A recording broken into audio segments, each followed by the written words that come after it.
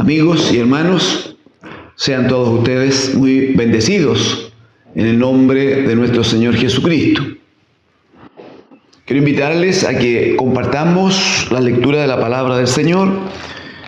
Quien tenga una Biblia cerca, le invitamos, 1 Corintios, capítulo 14. 1 Corintios, capítulo 14.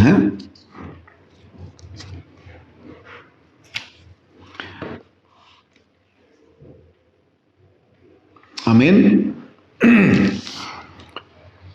Voy a invitarle a que leamos los primeros 4 versículos de manera que nos sirvan de introducción a lo que hoy queremos compartir. Si tuviésemos que poner un título a este tiempo, deberíamos preguntarnos, ¿para qué se reúne la iglesia? ¿Cuál es el objetivo? ¿Cuál es el sentido? ¿Cuál es la finalidad? 1 Corintios capítulo 14, los primeros 4 versículos dice: seguid el amor y procurad los dones espirituales, pero sobre todo que profeticéis. Porque el que habla en lenguas no habla a los hombres, sino a Dios, pues nadie le entiende, aunque por el Espíritu habla misterios. Pero el que profetiza habla a los hombres para edificación, exhortación y consolación. El que habla en lengua extraña, a sí mismo se edifica. Pero el que profetiza, edifica a la iglesia. El que profetiza, edifica a la iglesia.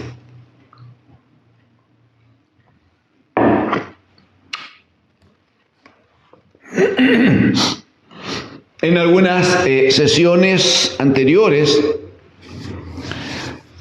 hemos intentado, por la gracia del Señor, mostrar a través de las Escrituras cómo es que cuando Dios el Padre levanta a su Hijo de entre los muertos y lo sienta a su diestra, dice la Escritura, sobre todo principado, autoridad y poder y señorío, y le da un nombre que es sobre todo nombre. Entonces, dice que también pone a Jesucristo, su Hijo, lo da por cabeza sobre todas las cosas a la iglesia, la cual es su cuerpo, la plenitud de aquel que todo lo llena en todo.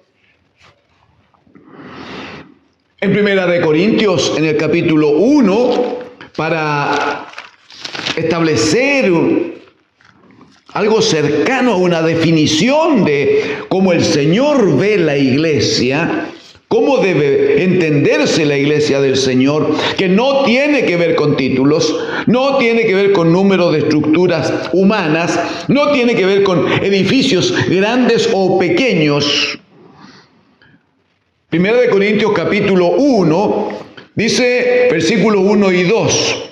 Pablo dice en el 1, llamado a ser apóstol de Jesucristo por la voluntad de Dios, y el hermano Sóstenes dice, a la iglesia de Dios que está en Corinto, a los santificados en Cristo Jesús, llamados a ser santos con todos los que en cualquier lugar invocan el nombre de nuestro Señor Jesucristo. Señor de ellos y nuestro, dice el apóstol. O sea, lo que el apóstol está planteando es que la iglesia del Señor, la carta la dirige, dice, a la iglesia de Dios, pero que está establecida allí en Corinto. Por lo tanto, la iglesia de Dios podrá tener distintos lugares donde esté funcionando. El punto es con qué sentido, con qué objetivo se reúne la iglesia del Señor. Y el apóstol va a decir aquí que La iglesia del Señor está conformada, dice, a los santificados en Cristo Jesús. O sea, está hablando del grupo de aquellos que han venido a Cristo el Señor, han entregado sus vidas, han nacido de nuevo, y como dirá aquí mismo en 1 Corintios 1:30, va a decir que en Cristo el Padre nos ha sido hecho sabiduría, justificación, santificación. O sea, a todos entonces los que han venido a Cristo y están en Cristo, dice que se reúnen, ahí está el punto, en cualquier lugar. Todos los que dice en cualquier lugar invocan el nombre de nuestro Señor Jesucristo como Señor de ellos y nuestro. Entonces, ¿qué entendemos? Que ya sabemos, por gracia de Dios, que Cristo es la cabeza de su cuerpo. Ese cuerpo es la iglesia. Esa iglesia se reúne, se congrega. ¿Con qué objetivo central? Para invocar el nombre de Jesucristo, el Señor. Pero invocarlo como Señor. Señor de ellos, Señor nuestro, Señor de todos, Señor de la iglesia de Dios, que no importa en qué lugar esté físicamente congregado. El objetivo no es el lugar o el punto. La discusión no es el lugar, no es el nombre, no es la estructura física, no es quien preside. La iglesia de Dios se identifica porque los que se reúnan en cualquier lugar tienen un solo objetivo: invocar, proclamar, adorar, reconocer, dar gloria al nombre de Jesucristo, el bendito Hijo de Dios. Pablo escribe a los Filipenses en el capítulo 2. Y va a decir que luego que Jesucristo se ofrenda en obediencia al Padre hasta la muerte, y muerte de cruz, dice, por lo cual Dios le exaltó hasta lo sumo, le dio un nombre que es sobre todo nombre, para que ante el nombre de Jesucristo se doble toda rodilla de los que están en los cielos, en la tierra y debajo de la tierra, y toda lengua confiese que Jesucristo es el Señor, para gloria de Dios Padre. Bendito es el Señor entonces. ¿Y qué pasa cuando la iglesia se reúne? ¿Para qué se reúne la iglesia? En el capítulo 12, hablando de que la iglesia es un cuerpo, ese cuerpo tiene muchos miembros, entonces todos los miembros claramente tienen su funcionalidad. Si usted me puede acompañar muy brevemente, versículo número 18, va a decir el apóstol: mas ahora Dios ha colocado los miembros, cada uno de ellos en el cuerpo, como Él, como Dios quiso. Como Dios quiso. Versículo 24, hablando de que hay diversidad de miembros, y hay algunos que parecen más débiles, hay algunos que parecen un poco menos dignos. Dice en el verso 24, porque los que en nosotros son más decorosos no tienen necesidad. Pero mire lo que sigue. Pero Dios, dice, ordenó el cuerpo dando más abundante honor al que le faltaba. ¿Y por qué y para qué? Para que no haya desavenencia en el cuerpo, sino que los miembros todos se preocupen los unos de los otros. Verso 27, vosotros pues sois el cuerpo de Cristo y miembros, cada uno en particular. Entonces, si cada miembro tiene su don, cada miembro tiene su actividad, cada miembro tiene una participación en el cuerpo de Cristo y tiene su actividad propia, Pablo va a decir en el verso 31, todavía del versículo 12, procurad pues los dones mejores, mas yo os muestro un camino aún más excelente. Entendiendo que todo lo que tiene que ver con los dones espirituales, con la manifestación de la gracia de Dios en los miembros de la iglesia, todo eso es un camino excelente. ¿Qué duda hay? Pero Pablo dice: yo les quiero mostrar un camino aún más excelente. Y comienza el capítulo 13 diciendo: si yo hablase lenguas humanas y angélicas y no tengo amor, vengo a ser como metal que resuena o címbalo que retiñe. Y luego va a decir que si tuviera profecía, si tuviera ciencia, si tuviera mucha fe, o si hiciere sacrificios, como dejarme quemar, como entregar mis bienes, como hacer cosas que parecen tan interesantes. Si esas cosas, dice, no las hago en el amor de Dios, en la manifestación de Cristo, que es un darse por el otro, es un entregarse por el otro, es no centrar la atención en sí, es no creer que soy lo más importante del funcionamiento de la iglesia, sino que, como dirá Pablo a los romanos en el capítulo 12, verso 3, ninguno tenga más alto concepto de sí que el que debe tener, sino piense de sí con cordura, considerando a sus hermanos muy importantes. Entonces, ¿qué dice Pablo? Mire, no importa el don que tenga, eso dice, no importa el don que tenga. Si quiere que ese don sea de bendición, tiene que hacerlo en el amor de Dios. Ese amor de Dios que dio a su Hijo. Ese amor de Dios que involucra entrega, que involucra un sacrificio para que el otro sea bendecido. Ese amor de Dios, que no hay duda que debe ser parte permanente del funcionamiento de la iglesia de Dios. Entonces, en el capítulo 14 va a decir seguir el amor. O sea, no olviden, esto es fundamental, esto es muy importante. Seguid el amor, estén atentos a esto, que no se les vaya, aleluya, que no desaparezca el amor. Porque si el amor desaparece, aunque hubiera profecía, aunque hubiera fe, aunque hubiera actos de amor bonitos, no, actividad bonita, no actos de amor. Si tuviera mucho que hacer y la iglesia tiene actividad pero si no se hace en el amor de Dios, que es un amor de entrega, entonces no sirve. Metal que resuena y címbalo que retiñe, solo será ruido.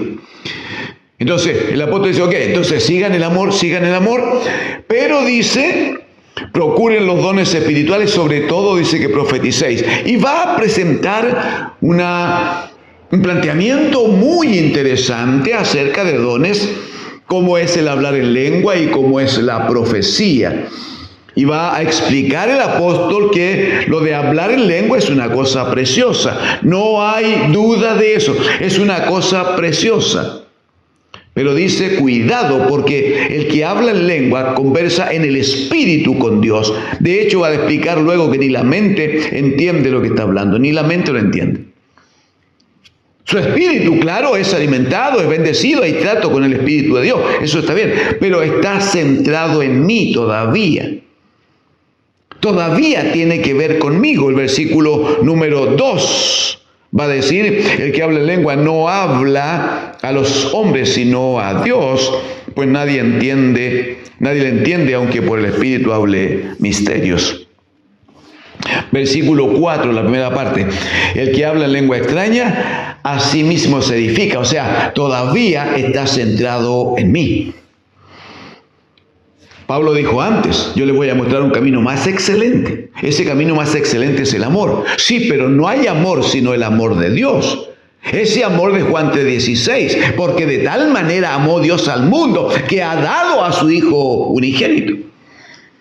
Ese amor que se manifiesta en Cristo, capítulo 2 de Filipenses, ¿no? Siendo igual a Dios, no estimó el ser igual a Dios como cosa que aferrarse, sino que se despojó a sí mismo, haciéndose obediente hasta la muerte. Esa obediencia es amor, es por amor.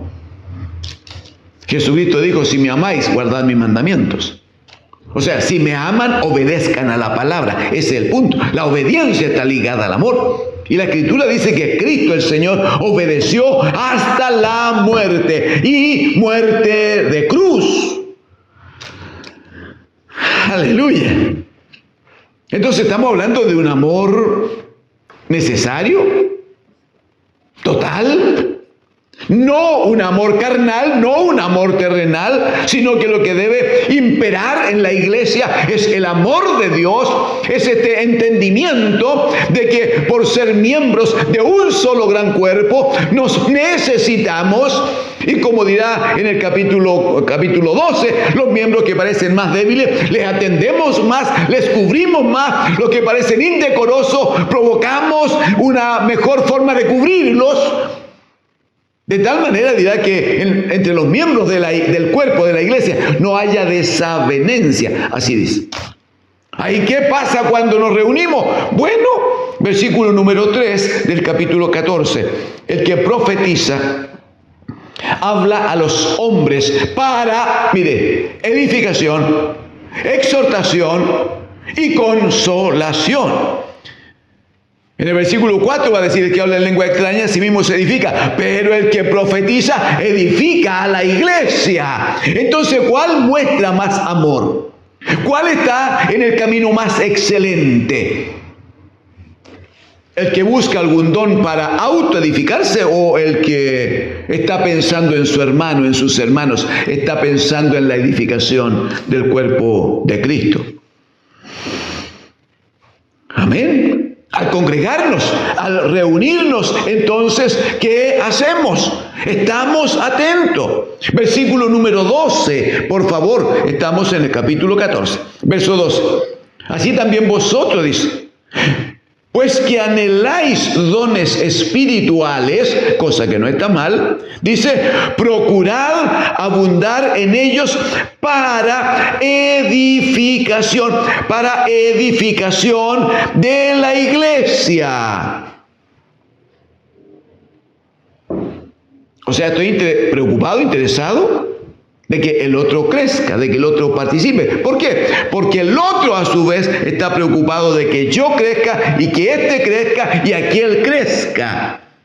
Como no hay egoísmo, porque lo que hay es amor y el amor es entrega, entonces este hermano está preocupado en colaborar en la edificación de aquellos, pero el de allá está preocupado en la edificación de acá, y aquí también me toca, y aquel está preocupado en que estos seamos edificados y también aquí yo participo.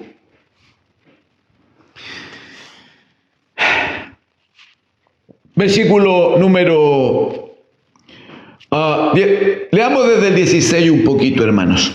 Dice: porque si bendices solo con el Espíritu, el que ocupa el lugar de simple oyente, ¿cómo dirá amén a tu acción de gracias? Pues no sabe lo que has dicho. Mire cuánta lógica usa el apóstol bajo el Espíritu del Señor. Versículo 17: porque tú dices a la verdad, bien, das gracias. ¿Está bien? Pero el otro no es edificado, no supo lo que dijiste. Verso 18 dice Pablo: yo doy gracias a Dios que hablo en lengua más que todos vosotros. Mire el 19: pero en la iglesia, ese es el punto, pero en la iglesia prefiero hablar 5 palabras con mi entendimiento para enseñar también a otros, que 10.000 palabras en lengua desconocida. Y luego una exhortación: hermano, no seáis niños en el modo de pensar, sino seáis niños en la malicia, pero maduros en el modo de pensar. ¿Qué está diciendo? No se trata de buscar dones espirituales, porque cuando la iglesia se congrega tengamos manifestaciones que sean así como muy bonitas, muy bien vistas, que todos opinen: wow, el hermano mire qué espiritual, o mire, no. Si no está compartiendo una palabra de edificación, si no comparte el ejercicio del don para que los otros sean edificados, entonces está actuando como niño. Quiere ser el centro, quiere llamar la atención, quiere que todos hablen y opinen de lo que es o de lo que hace. No, Pablo dice: no. En la malicia sean niños, pero en la forma de actuar, en la actividad cuando la iglesia se reúne, no, allí tienen que ser todos maduros, tienen que ser todos maduros. ¿Cómo lo hacemos entonces? Mire lo que dice el apóstol a partir del verso 23. Si pues dice, toda la iglesia se reúne en un solo lugar. Atienda a esto, por favor. Dice, y todos hablan en lenguas y entran. Mientras todos están hablando en lengua, todos están hablando en lengua desconocida. Ya dijimos antes, cada uno se edifica, pero no comparte con el otro, no edifica al otro. Cada uno centrado en sí mismo, en que él sea bendecido, en que él esté alimentado, pero se olvida del resto del cuerpo. Son miembros que aunque están físicamente cerca, están separados, están aislados, cada uno pensando en sí mismo. Verso 23, si pues toda la iglesia se reúne en un solo lugar y todos hablan en lenguas, y entra a la iglesia, porque la iglesia funciona a puertas abiertas por esta causa, y entra, dice, entran indoctos o incrédulos, gente nuevita que está recién partiendo, que no conoce, o simplemente un incrédulo a quien el Espíritu le ha movido a que entre a la iglesia. Dice, no dirán que estáis locos, porque entra y todos están hablando en lenguas extrañas, desconocidas, que ni siquiera el que declara la lengua, el que proclama esa palabra en el Espíritu, ni siquiera él sabe lo que está diciendo. Es su Espíritu nomás el que está en contacto con el Señor. Entonces llegan los que no saben, llegan los que no conocen, y van a decir, no, estos están locos, con permiso, hasta luego. Pero mire el verso 24, pero si todos profetizan y entra algún incrédulo o indocto, dice, atienda, por todos, aleluya, por la palabra de cada uno, dice, es convencidos, por todos es juzgado, lo oculto de su corazón se hace manifiesto. Y así dice, el que entró postrándose sobre el rostro, adorará a Dios, declarando que verdaderamente Dios está entre vosotros. Aleluya. O sea, el punto es, ni siquiera debemos solo pensar en este grupo que está reunido aquí, sino que también debemos estar atentos a aquello que dice la Escritura en los Hechos de los Apóstoles. El Señor añadía a la iglesia. Permítame decirle que en estos tiempos el Señor sigue añadiendo a la iglesia, pero a la iglesia de Dios, la que se reúne en torno a Cristo, la que tiene como único propósito que el nombre de Cristo sea exaltado, aquella que en obediencia a la palabra se reúne, se congrega para edificación de la iglesia. Entonces ninguno piensa en sí mismo, pero tampoco solo pensamos en este grupo que aquí está reunido.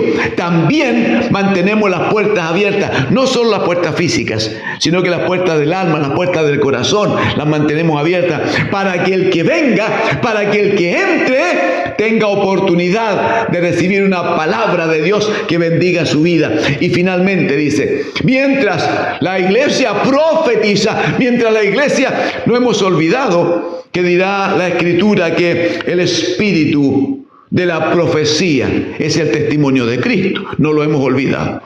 Entonces, mientras la iglesia está dando testimonio de Cristo, la iglesia honra, alaba al Señor, la iglesia proclama, la iglesia declara que Jesucristo es el Señor, y entra ese incrédulo.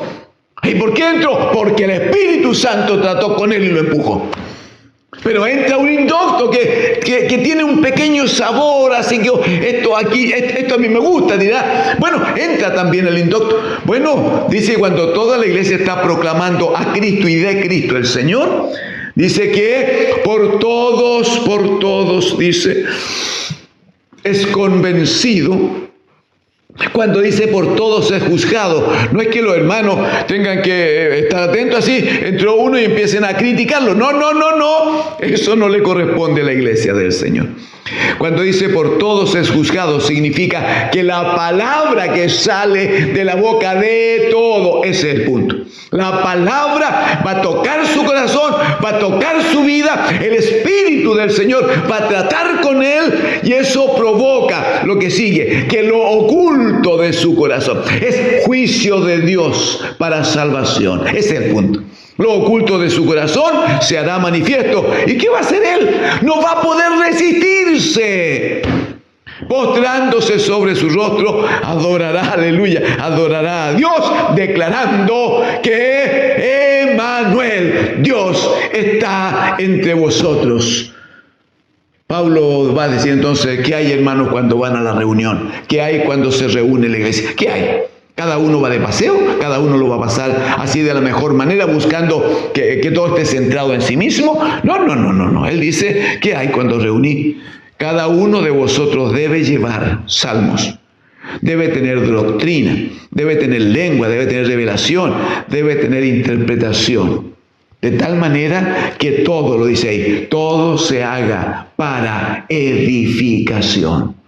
Amigos, hermanos, les exhortamos, capítulo 10 de Hebreos dirá, no dejen de congregarse, como algunos tienen por costumbre. No dejen de congregarse. Pero al congregarnos lo hacemos para edificación. Lo hacemos para que la iglesia del Señor crezca en Cristo, el bendito Hijo de Dios. A Él damos toda gloria y toda honra en su bendito nombre. Amén. Amén al Señor.